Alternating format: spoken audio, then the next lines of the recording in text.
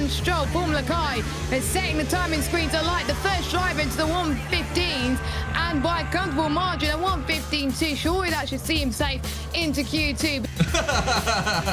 What a good night's sleep does to a man. It's Formula Kai with the ego retirement. I think he can feel pretty safe up at the top of the timing board, 115.2. I don't see 15 other drivers getting ahead of him. Now Formula Kai now puts his pedal to the metal now. 114.864, the first driver into the 114. We jump on board at the end of Q2. Already the new set of softs showing their pace. 3/10s, 4/10s coming out of the second sector. And usually this is where the tire differential is going to kick in. We already had a pretty solid banker on an old set of softs, but really in this final sector, this is where the new set of tires are going to show their pace differential. 8/10s, 9/10s coming out of the final corner, and up to the line, it is going to be 114.8. The first of the evening amongst all the creators on the grid. And I have to say, I was pretty proud of that one. And again, that's going to allow us to retire on track early in the session and save another set of softs. We now have 3 fresh set of softs for Q3. That means in the case we mess up, we will have 2 more opportunities. But that shouldn't be necessary, right? Right? Life is funny sometimes, because this Q3 session is going to be a hell of a emotional roller coaster, let me tell you that. Onto the main straight, we burned the battery all the way down to 60%, braking right after the 100-meter board, flick the car into the corner, and be brave on the throttle on the exit. Very tricky traction zone. Burning the battery again, brake somewhere between 150-meter board to the left. No real braking reference for this corner, only go by feel. Stay tight on entry, but run wide on the exit here. Be brave on the throttle, and up towards the turn 4. Out of sector 1. It's purple sector 1, but we bottom out on the outside curb. Formula Kai was fully committed there into the braking zone of turn number 4, but ended up perpendicular to the racing surface, almost trying the reverse entry drift, found himself off the circuit, and that is a set of soft compound tyres thrown in the skip. He's going to have to go again at a latter point in the set. And this does mean we have to go back into the pits and prepare for the next run. Unfortunately, the track is just slightly too long for us to fit in 2 extra runs in Q3. So either we nail this next one, or we're gonna have to box early and go again. I don't mind though, because I know I've got the pace to put it on pole today. Out of turn 3, again, burning our battery all the way down to 30%. We're gonna send it into turn 4 again, but this time, just tiny smidge too far. And that is, unfortunately, another invalidation. With 2 runs already invalidated, this is not looking good. But we're still gonna finish the lap, set a good delta, and hope for the best on the final run. At this point of the qualifying session, you should already have a lap time set on the timing board, and this will give you the confidence to fully send it on the last lap, because you already have a solid banker to back it up. But we don't have that luxury right now, and we are still sitting in last place in Q3. After the pace and confidence we've shown in Q1 and Q2, is this really the best I could do? And coming out of the final corner, even though it's an invalidated lap, it is crucial that we set a good delta so we can compare ourselves on our next push lap. And it is a 14.6. And actually, that would have been enough for pole. I lift a little into turn 4, just to be safe, right? Nah, fuck it. We just go flat. We send it. We send it. I don't care. We send it. But now's not the time to dwell, because even though we have yet to set time, I have something that the other 9 drivers don't, and that is, we have absolutely nothing to lose, and fear a man who has nothing to lose. And I'm being very careful on the outlap not to overheat the tires too much or cause an unnecessary tire wear. And as you heard me say a little earlier, I initially thought about taking this lap maybe a little safer just so I can get a good time on the table, but then I thought, what the hell, I have nothing to lose here. We just go full send. Again, going wide on entry out of the final corner to carry more speed onto the main straight, burning down to 60%, braking after 100-meter board, use the outside curb to extend the track a little bit, straighten the car as much as possible on the exit to get back on the power as soon as possible. And we're already 500s in the green, but unfortunately I clipped the inside of turn 3 and that costs us some time, but still, we carry good minimum speed, and as long as we keep the delta in the green, we should see a 16.6, and going onto the inside curve, small lift to not invalidate there, but through this long right-hander, we get back on the power beautifully, and it's almost a 10th in the green coming into the chicane. I pass on mounting the first part of the chicane because I find it unsettles the car too much, and staying to the left here to open up the right, but we missed the apex. That is at least half a hundreds, but we're still close to 1/10 in the green, and if we can keep this up, we might just stick it on pull here and braking right after the curve starts, flicking the car in, but a little hesitation on the gas. Still, we get good traction on the exit. Very hard to get the car rotated here. The rear tires are screaming at this point. But it's Kai now, fastest in Sector 1, fastest in Sector 2 as well. Does he still have the tyre left in the front? And going for a late apex here out of the final corner. Get back on the gas, be brave, and up to the line, burning everything we got. Does he have it in the rear tyres? Just one corner left to go for Kai. He's taken multiple pole positions. He's looked like the fastest driver. Kai cuts the beam, and he does take it over from Razin Chai. 6 seconds to go, and it's a 14.6. And that is 1 minute 14.643. Let's go.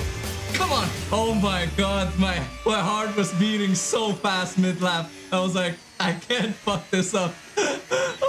And even though we still had some time in that lap, imagine how I felt when I discovered nobody has managed to improve and beat that lap time. Yo! Did we do it? Is that it? Is that it? Oh my God. Let's go. No, I think we're good. I think we're good. I think we're good. Oh my God. Imagine my surprise when the wildcard completely flipped the track upside down. Instead of racing in Hungary, we'll be racing in Monza instead, where anything can happen now. And in my honest opinion, all this does is put all the drivers on the grid who don't use any assist at a heavy disadvantage.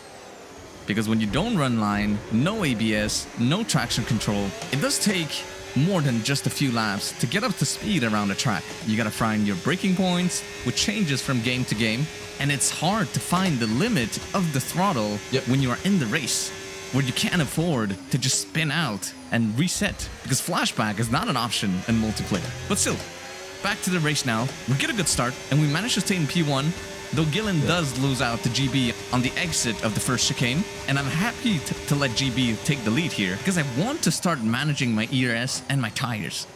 One of the things that was also tricky was to find the right setup with the couple of minutes we had between qualifying and the wildcard announcement. And soon enough, I realized that I was running maybe a little higher downforce than most people.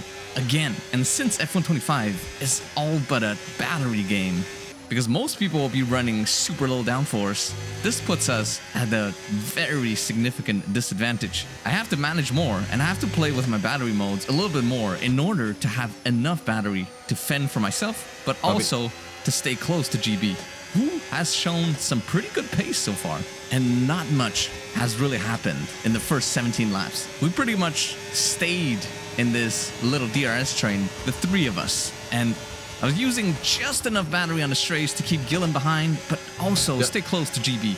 And on lap 23, this is when the race is going to get flipped completely upside down. And because of the management we've done on the tires and carrying a little less speed through the corners, for example, through Parabolica, this has allowed us to have more about 6% tire advantage compared to the two cars around us. However, this is tricky now because Alex is going to go for the big undercut, and we have to push on this in-lap in order to stay with him. And I'm running low on battery, but I'm going to try to stay with GB here and use none wherever I can to save up some battery before we head into the pits. Because if you look at the minimap, the odds of us coming out in traffic is going to be pretty high. And at the end of lap 24, we're going to follow GB into the pits, taking it very carefully so we don't speed into the pit lane. And I'm going to bolt on a fresh set of hards to go to the end. And Gillen has managed to undercut us, but we do come out behind Vince as well. And he is GB's teammate. He's going to make it hard for us to get past him. But he's going to let GB go because they're teammates. That's how it works. And we're going to have to stay with GB to the best of our abilities because we don't want to lose that DRS. That tool is so crucial, especially around a track around Monza. And not even half a lap later, GB has already gotten past Vince. Or should I say, Vince let him go into turn 1 to stay with Alex. And now it is crucial for us to get past Vince as soon as possible to stay with the 2 in front. And I'm getting closer and closer. I suspect Vince is on older hards. So I'm going to use this opportunity here to get past him. He does not have DRS onto the back straight. And I'm going to use that opportunity to move up. And now there's a 3/10 gap to GB and Gillen in front. But they met traffic. And this is good news for us. It's going to slow them down just a tiny bit for us to maybe get back within that DRS 2/10 into Parabolica. Can we find the time to get back within that 1 second window? Gonna have to push hard here, push a lot on our tires, gonna send the car into the corner, and that is going to be an 8/10 gap to GB, and we do manage to stay within that 1 second window. All right, not bad, not bad. And appears we've run into Tuki, who has stayed out on very old hards. He's not even racing against us here. He's on completely different strategies, but still, he's fighting this very, very hard, costing himself time and us time. And he is still draining all of his battery into the second chicane. I'm just going to sit back a little, stay in medium, and use none wherever I can to regenerate as much battery as possible. And half a lap later, GB still hasn't gotten past Tuki. And this has allowed us to save up some battery, but it's also allowed Alex Gillen to run off into the distance. And this little maneuver has cost us a lot of time. What he's doing is completely legal, just not very smart. He's just battling for the sake of battling. He's not actually fighting for positions. He still has the box at the end of this, with a 13-second penalty, no less. Anyways, we still have to get past, and Tuki goes on the attack again. I don't know why he decides to do that, just to cost us time, going side by side, and I just get caught out here. But we're gonna go on the attack, draining all of our battery. This should be no problem, with him flashing as well. And he squeezes us onto the outside, but we are going to finally move past the Williams. And I don't want to move to the right just yet because I don't know whether the right side is clear for the Williams yet. So I opt to stay behind, but now Gillen is 2 seconds away. And I have to work together with GB here to catch up to him. But Gillen's pace in clean air was actually pretty impressive. And for the life of us, we just could not catch up to him. And later I found out this is because GB has been lift and coasting for the last 30 laps. I mean, really? If you're gonna lift and coast, let us at least catch up to Gillen before you start lifting and coasting. Because now we will not even be fighting for P1 anymore. We're just gonna be fighting for P2. But such is racing sometimes, and there are things that are just out of your control. But on lap 49, not much has happened until lap 49. Okay, the safety car is out. The safety car comes out. Let's see what happened. Come on. Oh, No way! green flag. Okay, the safety car is out. And now it's turned a 50-lap race into a 2-lap shootout. And that was one of the reasons why intentional safety cars were banned in the Creator Series since Season 9. And here's something really weird happens. My delta is completely in the red, but Razen's delta is completely in the green, which makes me... Oh, no. I don't even know what to say. As well, Scotty Designs, by the way, could get some points here if he keeps it clean. Formula car, no! He's got a 10-second penalty. He was speeding in the pit lane. This could end his chances of winning this race because he's got that 10-second penalty. Whether it's a combination of head loss or getting caught off guard by the dirty air, it's just unlucky. And a 10-second speeding penalty this late into the race means it's all but over. And let's talk about the safety car again, because a safety car this late in the race nullifies any management you've done the entire race, whether it's tire management or ERS management. It levels the playing field and turns everything into a last lap shootout. Though Razen did let me go here, the damage was already done. With the 10-second penalty, the damage was all but done. And what's to say somebody's teammate is not going to pretend to have a whoopsie So what do I do now? this late in the race to help out their teammate? And I really hope what happened today does not set the precedent for future races. Because at that point, why even race a 100% race? Just do a 5-lapper. And with the gap that I had, I decided to box again to clear the 10 seconds. And in case you didn't know, 10 seconds is so long. Especially when you know every single second that passes means another position lost. And we've gone from pole position down to P9, even P10 even. And honestly, watching this back is just painful. And as we go racing again, I was probably one of the only people in the midfield who did not have a penalty. And that's good news. But moving forward is going to be very difficult here because everybody, like I said, is going to be on a fresh set of softs. And they have their battery full. And Vince is going to get a good restart here, go on the attack, but Matt squeezes him off track. I don't know what that's for. And into the braking zone, Matt just diagonally brakes and then turns into Vince again. That's just dangerous driving. You can't just move across the track like that when you're braking. But we go for the switchback, and now I'm getting driven into on the outside of the track. One could argue it's because of the 3 wide situation, but driving into me? Matt just not keeping his steering straight, and again into the braking zone, wobbling all over the place.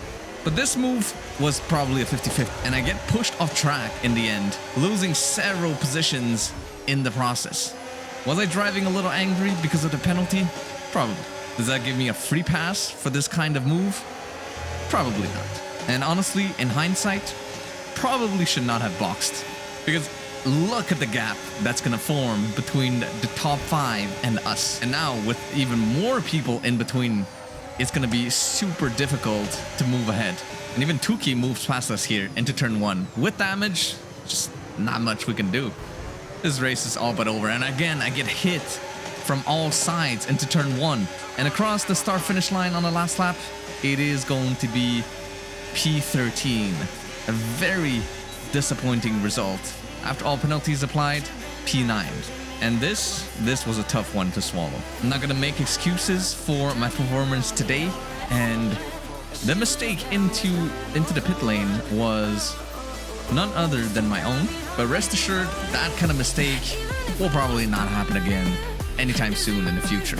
And that is the beauty of racing. Sometimes things go your way and sometimes they don't. Thanks for watching. I'll be seeing you later today for the next round of Creator Series, a mystery round. And this is Formula Kai signing off, and I'll see you very soon. Ciao, ciao.